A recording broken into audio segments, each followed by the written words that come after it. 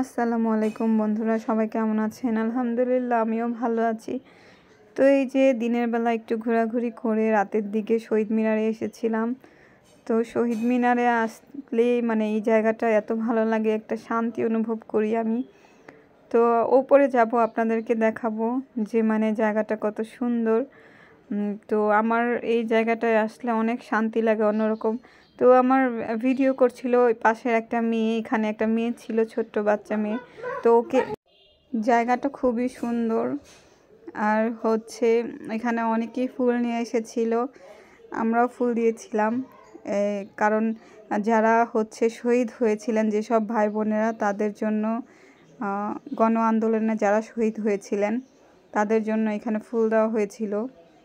তো এই যে দেখেন, তো আপনারাও ইচ্ছা করলে মাঝে মাঝে এখানে আসতে পারেন ঘোরার জন্য। জায়গাটা খুবই সুন্দর।